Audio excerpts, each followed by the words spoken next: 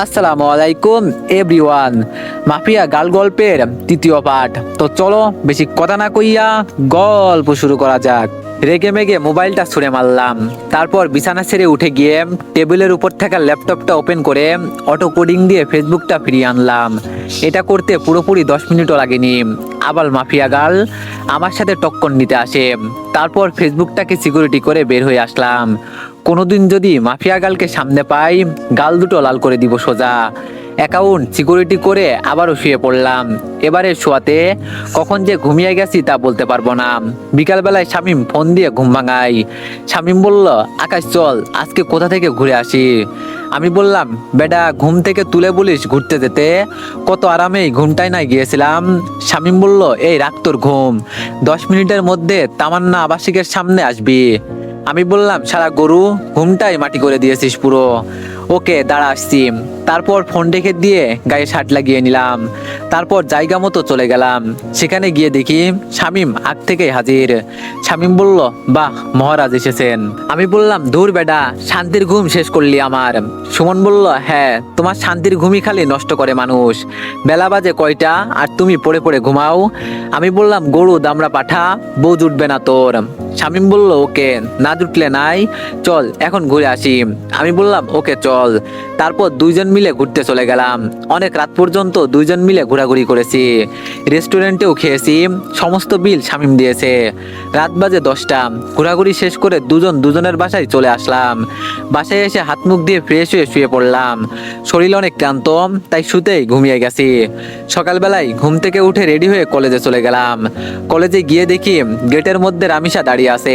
সে আমাকে দেখতে পেয়ে বলল, যাক ভালোই হয়েছে, চলেন আপনার সাথে আমার কিছু কথা আছে।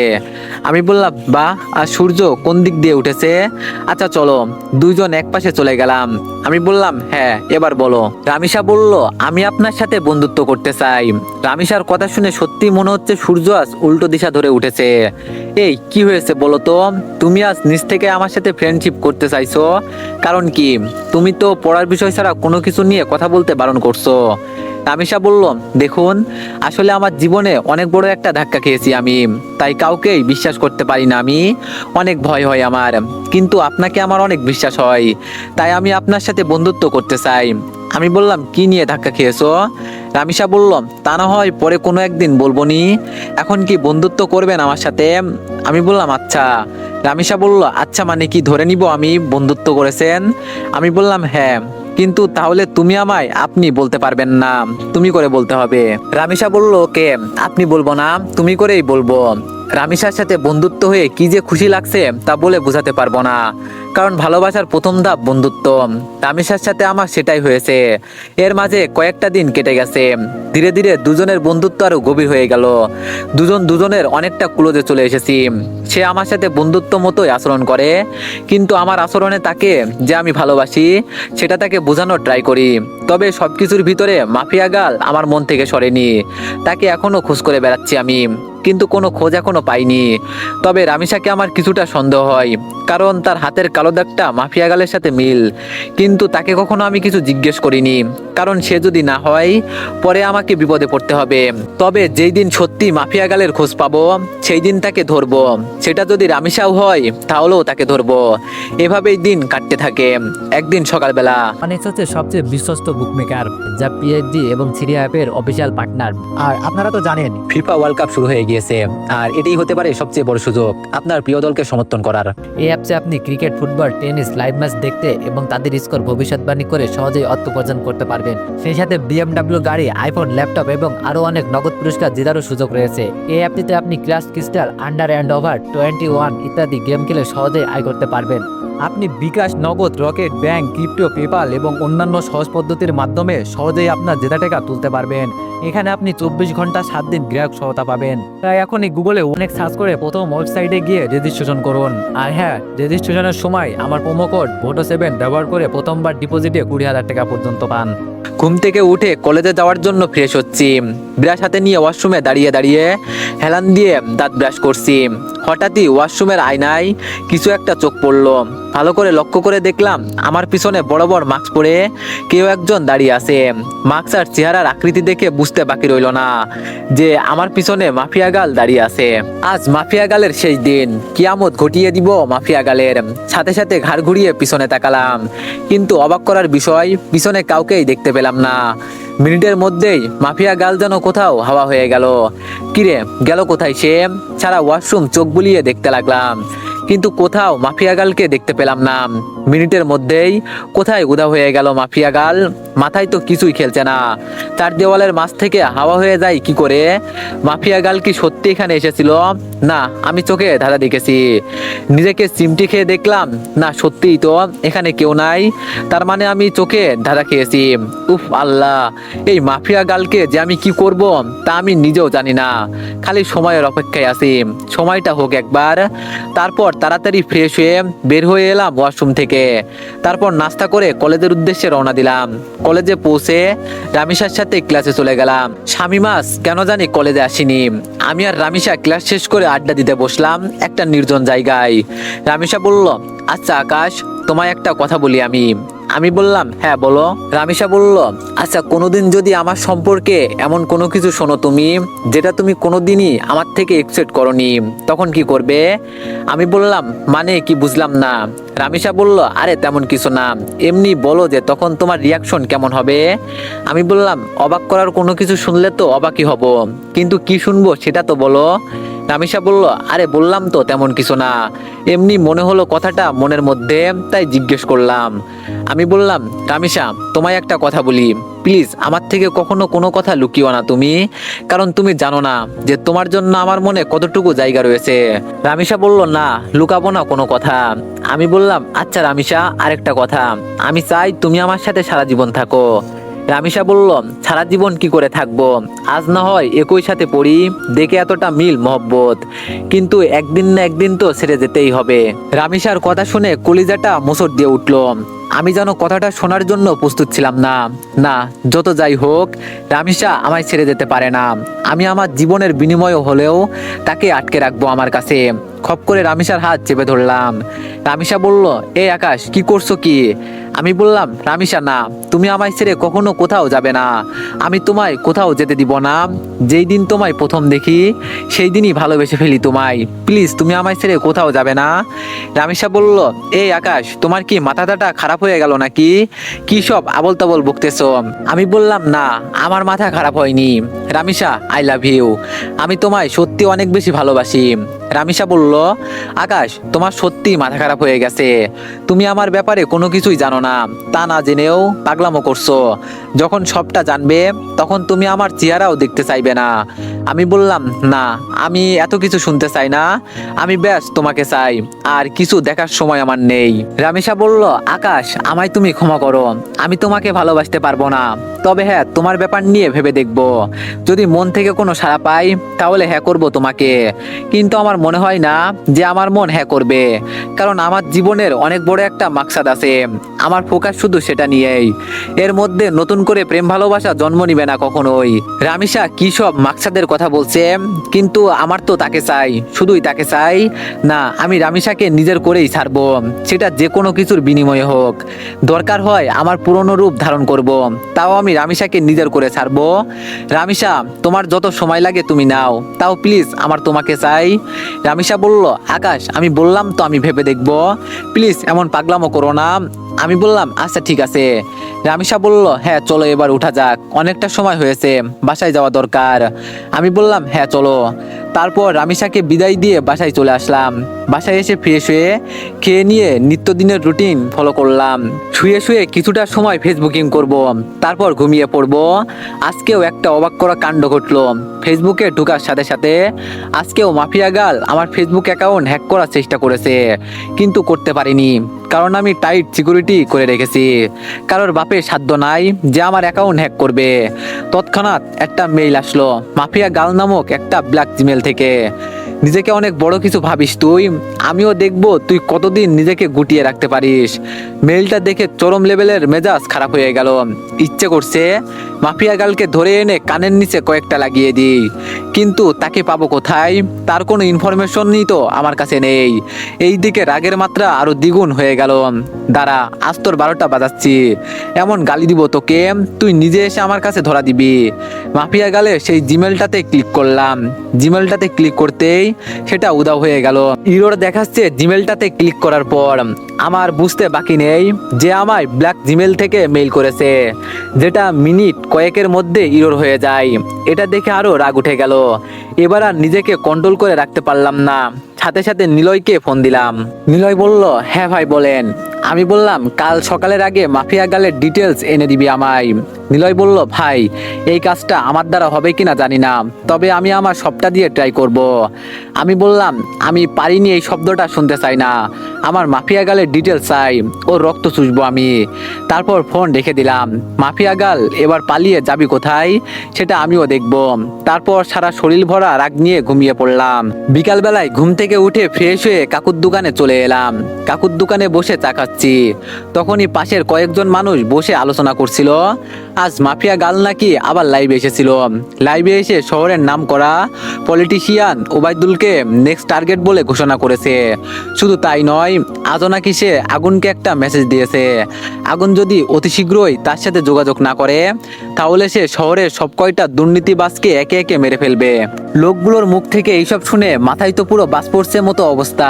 মাফিয়া গাল লাইভে এসে এত কিছু বলে গেল, অথচ আমি ঘুমিয়ে পুরো দুনিয়াদারি লাঠি উঠিয়ে দিয়েছি। না, এবার তো কোনো হেস্তনেস্ত করতে হবে, কারণ আমার জানা মতে ওবায়দুল তো কোনো খারাপ পলিটিশিয়ান না। তাকে কেন টার্গেট বানিয়েছে সে? আগে যাদের মেরেছে তারা না হয় খারাপ ছিল, কিন্তু ওবায়দুল তো তাদের মতন না। এইসব নিয়ে ভাবছিলাম, তখনই একটা পরিচিত নাম্বার থেকে ফোন এলো। বাবা কেমন আছিস? আমি বললাম, হ্যাঁ মা ভালো, তুমি কেমন আছো? মা বলল, তোকে ছাড়া কি করে ভালো থাকি বল, সেই কবে বাড়ি ছেড়েছিস, আজ কতদিন হলো তোকে দেখি না। আমি বললাম, মা তোমার ছেলে মানুষ হওয়ার জন্য খারাপ মহল ছেড়েছে, তাতে কষ্ট পাওয়ার কি আছে, তোমাদের তো আরো খুশি থাকার কথা। মা বলল, সে যাই হোক না কেন, কিন্তু কোন মা তার সন্তানকে এতদিন না দেখে ভালো থাকতে পারে? আমি বললাম, মা প্লিজ মন খারাপ করিও না, আমি খুব তাড়াতাড়ি বাড়িতে আসবো। মা বলল, বাবা খুব তাড়াতাড়ি না, কালকেই তুই বাড়িতে আয়। আমি বললাম, মা কাল কি করে আসবো বলো, আমার ক্লাস চলছে তো। মা বলল, সেই সব আমি জানি না, তুই কাল বাড়িতে আসবি।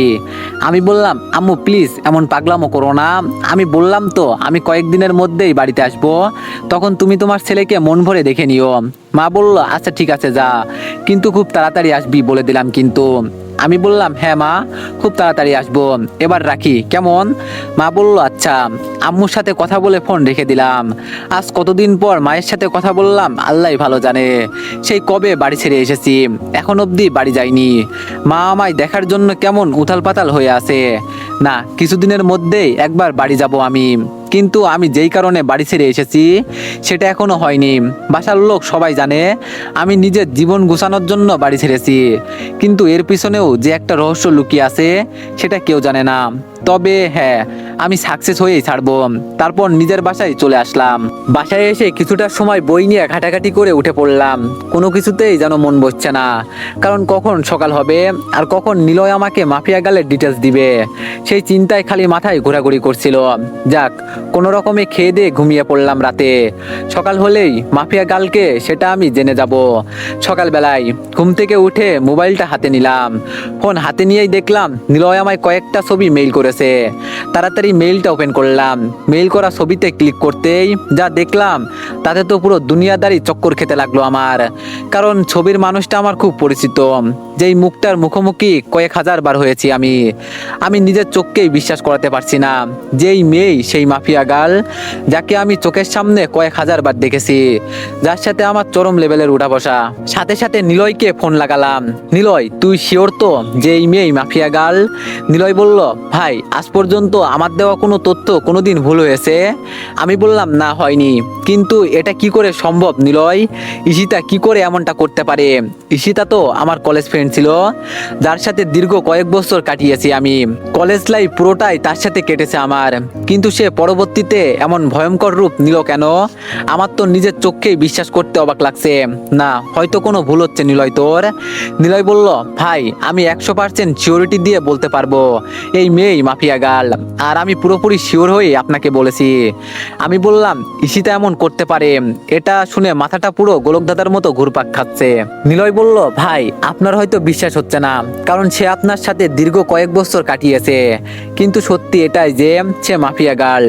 আমি বললাম, ঠিক আছে, ঈশিতাই যদি মাফিয়া গার্ল হয় তাহলে তার 12টা বাজাচ্ছি আমি। ওর আরও কিছু তথ্য বল, কারণ তার সাথে আমার বছর 2 আগেই সমস্ত যোগাযোগ বিচ্ছিন্ন হয়ে গেছে, কারণ তার বাসা পরিবর্তন করে অন্য কোথাও শিফট হয়ে গিয়েছে। এরপর আর কখনো যোগাযোগ হয়নি। নিলয় বলল, ভাই এরপর আর কোনো তথ্যই আমি পাইনি, কারণ এই মেয়ে সব জায়গা থেকে তার ইনফরমেশন হাতিয়ে নিয়েছে। তার থেকে ভয়ঙ্কর একটা কাণ্ড করেছে সে। আমি বললাম, কি করেছে? নিলয় বলল, ভাই এই মেয়ে প্লাস্টিক সার্জারি করে তার আগের চেহারা পরিবর্তন করে ফেলেছে। এই মেয়েকে এখন খুঁজে বের করা ইম্পসিবল আমার মতে, তবে আপনার দ্বারা হয়তো সেটা কষ্টের হবে না। কিন্তু ভাই মেয়ের মাথা ভয়ঙ্কর চাকুর মতো চলাচল করে। গতকাল আপনি ফোন দেওয়ার পর আমি কম হলেও 50টার উপরে ছেলে লাগিয়েছিলাম মাফিয়া গার্লকে খুঁজে বের করার জন্য, কিন্তু অবশেষে সবাই খালি হাতে ফিরেছে। কিন্তু একজন খালি তার কিছু ছবি কালেক্ট করেছে, তবে বর্তমান সময়ে সে দেখতে কেমন তার কোনো কিছু ছিটেফোঁটা বা চিহ্ন খুঁজে পাইনি। আর হ্যাঁ ভাই, একটা কথা, এই মেয়ের নামের মতোই তার কাজকর্মগুলো বেশ ভয়ঙ্কর, কারণ তার ইন্টারনেট ডাটাবেস আমি হ্যাক করে তথ্য বের করতে চেয়েছিলাম, কিন্তু কোনো মতেই সেটা পসিবল হয়নি। এই মেয়ে হ্যাকিংয়েরও মাস্টার। আমি নিলয়ের মুখ থেকে ঈশিতার এইরূপ কর্মকাণ্ডের কথা শুনে এবার আর জায়গায় স্থির থাকতে পারলাম না। নিলয় কি বলল ঈশিতার সম্পর্কে এগুলো? যেই মেয়ে কলেজ লাইফে থাকতে এতটা সাদাসিধা ছিল, তার মধ্যে কয়েক বছরের ব্যবধানে এতটা হিংস্রতা কি করে আসতে পারে? মাথায় তো কিছুই খেলছে না। আচ্ছা নিলয়, আমি ফোন রাখলাম, পরে কথা হবে তোর সাথে। আর শোন, মাফিয়া গালের খোঁজ চালু রাখিস। নিলয় বলল, আচ্ছা ভাই। নিলয়ের সাথে কথা শেষ করে ঠাই সেই জায়গাটাতেই দাঁড়িয়ে আছি। আমার যেন নিজের কানকে এখনো বিশ্বাস করাতে পারছি না যে ঈশিতাই বর্তমান জগতে সবচাইতে খাতারনাক মাফিয়া, যার ভয়ে বড় বড় নেতারা এখনো আতঙ্কে আছে। আধা ঘন্টা নাগাদ একই জায়গায় দাঁড়িয়ে আছে। ঝাটকাটা মারাত্মক লেভেলের ছিল, তাই হয়তো এখনো ঘোর কেটে উঠতে পারিনি। অনেকটা সময় পর সেন্স ফিরে এলো। না, আমার এখন উতলা হলে চলবে না, আমাকে ঠান্ডা মাথায় কাজ করতে হবে। এখন আগে নিজেকে শান্ত করি, পরে মাফিয়া গার্লকে নিয়ে ভাবা যাবে। ফ্রেশ হয়ে চলে গেলাম। একটু পর ফ্রেশ হয়ে বের হয়ে এসে নাস্তা করে কলেজের উদ্দেশ্যে রওনা হলাম।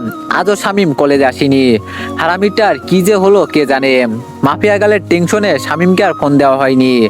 এইদিকে রামিসাকেও দেখছি না। দূর, না আসলে না আসুক, একসাথে এত টেনশন মাথায় বয়ে নিয়ে বেড়াতে পারবো না। আমি ক্লাসে চলে যাই। ক্লাসে চলে গেলাম। সেখানে গিয়ে দেখি রামিসা আগে থেকেই ক্লাসে এসে বসে আছে। আমি গিয়ে তার পাশের সিটে বসে পড়লাম। রামিসা বলল, আকাশ কি হয়েছে? তোমাকে এত চিন্তিত দেখাচ্ছে কেন? কিছু হয়েছে কি? আমি বললাম, না তেমন কিছু না। রামিসা বলল, তেমন কিছু না বললে তো আর সব সমাধান হবে না। তোমার চেহারায় স্পষ্ট ফুটে উঠেছে যে তুমি কিছু একটা নিয়ে বেশ চিন্তিত। কি হয়েছে বলো আমায়, নাকি আমার বিষয়টা নিয়ে টেনশন করছো? আমি তো বললামই ভেবে দেখবো, তাও কিসের চিন্তা? হ্যাঁ, আমি বললাম, আরে না রামিসা, সেই সব কিছুই না, আমি এমনি বাসার ব্যাপার নিয়ে কিছুটা ঝামেলায় আছি, তাছাড়া কিছুই না। রামিসা বলল, আরে তুমি টেনশন করিও না, সব ঠিক হয়ে যাবে। রামিসার কথার আর কোনো উত্তর দিলাম না, চুপচাপ বসে আছি। কারণ কি বা বলবো তাকে? আমার টেনশন যে অন্য জায়গায়, সেটা তো তাকে বলা যাচ্ছে না, তাই চুপচাপ থাকাটাই ভালো। এমন সময় স্যার ক্লাসে আসলো। স্যার এসে ক্লাস করাতে শুরু করলো, সেই দিকে ফোকাস করলাম। ক্লাস শেষ করে বাসার দিকে রওনা দিয়েছি। পিছন থেকে রামিসা ডাক দিল, এই আকাশ, আজ এত তাড়াহুড়ো করে কোথায় যাচ্ছ? হ্যাঁ, আমার সাথে আজ কথা বলবে না বুঝি? আমি বললাম, আরে পাগল, সেই সব কিছুই না, এমনি ভাবলাম বাসায় চলে যাই, তাই আর কি। রামিসা বলল, বাহ ভালোই তো, আমাকে ইগনোর করছো, সেটা তো বেশ ভালোই বুঝতে পারছি আমি। আমি বললাম, রামিসা সত্যি সেই সব কিছু না? রামিসা বলল, তাহলে চলো ক্যান্টিনে বসে কফি খাবো। রামিসা আমায় জোর করে ক্যান্টিনে নিয়ে গেল। ক্যান্টিনে গিয়ে দুইজন বসে বসে কফি খাচ্ছি। সে আমায় নানান কথা বলে হাসানোর চেষ্টা করছে, কিন্তু আমার ভিতরে তো দুনিয়ার সমস্ত টেনশন বিরাজ করছে। রামিসা বলল, আকাশ তুমি যদি এমন গাল ফুলিয়ে বসে থাকো তো কিন্তু খুব খারাপ হবে, সত্যি। কিন্তু আমি আর তোমাকে নিয়ে ভাববো না। আমি বললাম, এই না না, আমি আর গাল ফুলিয়ে বসে থাকবো না। তারপর নিজের অনিচ্ছা সত্ত্বেও রামেশার সাথে স্বাভাবিকভাবে কথা বলতে শুরু করলাম। আর সে আমাকে হাসানো ট্রাই করছে। একটা সময় সত্যি হেসে দিলাম। মেয়েটার আসলে অসাধারণ গুণ আছে। এভাবে অনেকটা সময় বসে দুজন মিলে কথা বললাম। ভিতরের সমস্ত টেনশন দূর হয়ে গিয়েছে রামেশার সাথে কথা বলে। মন একদম ফ্রেশ এখন। তারপর দুজনেই উঠে পড়লাম ক্যান্টিন থেকে। অনেকটা সময় তো বসলাম, এবার বাসায় যাওয়া দরকার। রামেশা বলল, আচ্ছা তাহলে কাল আবার দেখা হচ্ছে আমাদের। আমি বললাম হ্যাঁ। রামেশার সাথে কথা শেষ করে বাসার দিকে রওনা দিলাম। অনেকটা শান্ত আছি এখন। না, এখন আর নিজেকে উত্তেজিত করা যাবে না। একদম শান্তভাবে কাজ করে বের করব এখন। তারপর বাসায় চলে গেলাম। বাসায় গিয়ে শান্ত মাথায় মাফিয়া গালের তলাশ করতে লাগলাম, কিন্তু ফলস্বরূপ কোনো কিছুই পেলাম না। বরাবরের মতোই জিরো আসলো। তাও নিজেকে সামলে রাখলাম, আমি খোঁজ চালিয়ে যাব মাফিয়া গালের। এভাবে কেটে গেল আরো কয়েকটা দিন। একদিন দুপুরবেলায় খেয়ে দিয়ে শুয়ে শুয়ে টিভিতে খবর দেখছিলাম, তখনই আরেকটা ভয়ঙ্কর নিউজ দেখতে পেলাম। মাফিয়া গাল আরেকটা হেডলাইন রটিয়ে দিয়েছে। সে পলিটিশিয়ান উবাইদুলের খেল খতম করে দিয়েছে। সে পলিটিশিয়ান উবাইদুলকে মেরে তার লাশ বাঁশডগার উপরে ঝুলিয়ে রেখেছে। এই ঘটনার পর প্রশাসন পুরোপুরি ফায়ার হয়ে গেছে মাফিয়া গালের উপর। দেশের মানুষ সবাই জানে যে মাফিয়া গাল 2 নম্বর মানুষদের খেল খতম করেছে। কিন্তু তারপরেও প্রশাসন তো আর চুপ থাকতে পারে না, কারণ সাজা দেওয়ার হলে দেশের প্রশাসন দিবে। দেশের আইন কানুন বলতেও অনেক কিছু রয়েছে, কেউ তো আর তার ঊর্ধ্বে যেতে পারে না। প্রশাসন পুরো হাত পা বেঁধে নেমেছে মাফিয়া গালকে খোঁজার জন্য। এবার হয়তো একটা হেস্তনস্ত করেই ছাড়বে প্রশাসন, কিন্তু আমিও তো হাল ছাড়ার মানুষ না। প্রশাসন মাফিয়া গালকে খুঁজে বের করার আগে আমিও তাকে খুঁজে বের করব, কারণ আমার তাকে আগে চাই। তাড়াতাড়ি নিলয়কে ফোন দিলাম আবার। সে হয়তো কোনো ক্লু দিতে পারবে আমায়। এতদিনে হয়তো কিছু হলেও হাতে লেগেছে তার। নিলয় বলল, ভাই দুঃখিত, আমি এখনো মাফিয়া গালের কোনো খোঁজ পাইনি। আর আমার মনেও হয় না যে আমি তার কোনো খোঁজ বের করতে পারবো। আমি বললাম, আচ্ছা ঠিক আছে, তাও তুই খোঁজ জারি রাখ। তারপর ফোন রেখে দিলাম। এবার সত্যি মনে হচ্ছে আমার মাঠঘাট বেঁধে নামতে হবে, কারণ এরপর আর অপেক্ষা করলে প্রশাসনের হাতে মাফিয়া গাল ধরা পড়বে। কারণ মাফিয়া গাল যত যাই করুক না কেন, সে একটা ভুল কাজ করেছে তার কোড দিয়ে। এটা দিয়ে মাফিয়া গালের সন্ধান বের হওয়ার 30% সম্ভাবনা রয়েছে। আমিও হয়তো চেষ্টা করলে করতে পারবো, কিন্তু আমার কাছে বর্তমানে তেমন ভালো স্পিড ইন্টারনেট নাই। সো আমি আমার চাকুওয়ালা মাথা চালাবো। শান্ত মাথায় ভাবতে থাকলাম শুরু থেকে সবকিছু। আমার খোঁজ যতদূর গিয়েছে সবটাই আবার পুনরায় ভাবতে লাগলাম যে মাফিয়া গালের খোঁজ করায় কোনো দিকে কমতি রেখেছে কিনা, বা কোনো কিছু আমার থেকে ছুটছে কিনা। তখন মাথায় আসলো রামিসার কথা। তাকে তো শুরুতে আমার একটু সন্দেহ হয়েছিল, কিন্তু এরপর তাকে আর ঘেটে দেখিনি।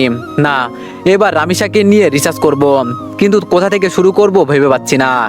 এর মধ্যে মাফিয়া গাল আবারও লাইভে আসার ডেট দিল। হ্যাঁ পেয়েছি। এবার মাফিয়া গালের লাইভ করার সময় আমি রামিসার সাথে থাকবো।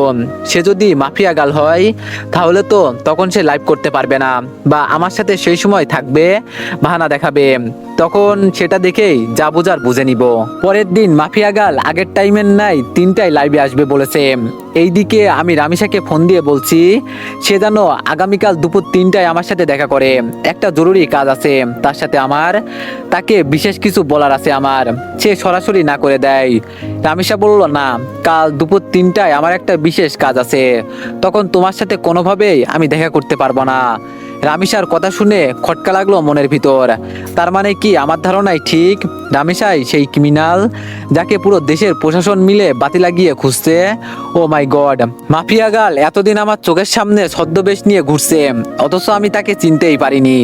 তো এভরিওয়ান, নেক্সট পার্টের জন্য সবাই একটু বেশি বেশি লাইক আর একটা করে কমেন্ট করে দিয়েন। ধন্যবাদ।